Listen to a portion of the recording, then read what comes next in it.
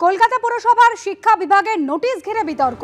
নোটিশে পুরসভার হিন্দি মাধ্যম স্কুলে ঈদের জন্য দুদিন ছুটি, অথচ বাতিল করা হয়েছে বিশ্বকর্মা পুজোর ছুটি।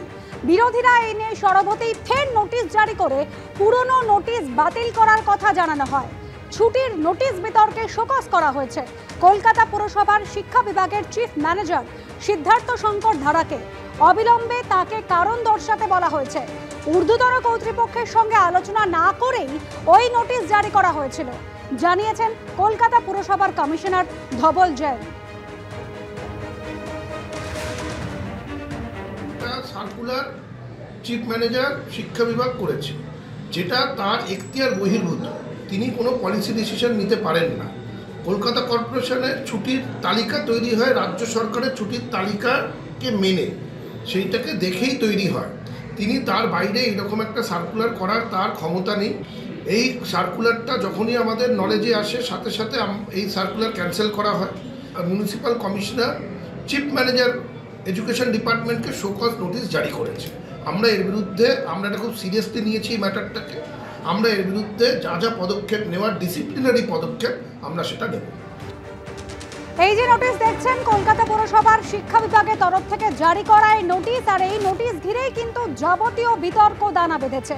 নোটিশে পুরসভার যে হিন্দি মাধ্যম স্কুলগুলো রয়েছে তাতে ঈদের জন্য দুদিনের ছুটি দেওয়া হয়েছে, কিন্তু বিশ্বকর্মা পুজোর যে ছুটি সেই ছুটি বাতিল করা হয়েছে, যা নিয়ে যাবতীয় বিতর্ক।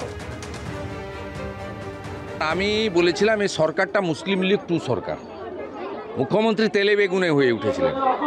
কলকাতা কর্পোরেশনের নোটিশ প্রমাণ করলো ঈদে 2 দিন কেন 4 দিন ছুটি দেন না? বিশ্বকর্মা ছুটিটাকে বন্ধ করে কেন? হিন্দুদের উপর আঘাত করে কেন? এতে কি মজা পান আপনারা? P4 insulated water tanks, kitchen and bath fittings, বিশুদ্ধ জল, সুস্থ জীবন, P4 আজীবন। ইসলামিক দেশ পাকিস্তান, তারা সবে বারোতে 1 দিন ছুটি দেয়, আপনি 2 দিন ছুটি দেন। কেন করেন এগুলো? আপনি হিন্দুদের আক্রমণ করছেন কেন? ওটার জন্য আমরা অলরেডি সরকারকে বলেছি যে যেটা ল্যান্ড রেভিনিউ যেটা, সেটা কলকাতার ক্ষেত্রে এতে একসাথে করে দেওয়া যায়। বিএলআরও যেটা, সেটা বলেছি। বাতিল করা হয়েছিল বিশ্বকর্মা পুজোর ছুটি, এবং যে ছুটির নোটিশ ঘিরে বিতর্ক জানা বেঁধেছে। বিরোধীরা সরব হন এবং তারপর নোটিশ জারি করে পুরনো নোটিশ বাতিল করার কথা জানানো হয়েছে।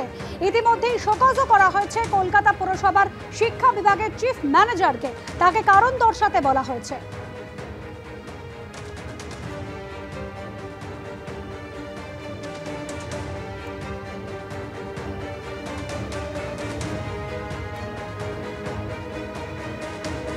কলকাতা পুরসভার কমিশনার ধবল জৈন তিনি জানাচ্ছেন যে ঊর্ধ্বতন কর্তৃপক্ষের সঙ্গে আলোচনা না করেই ওই নোটিশ জারি করা হয়েছিল।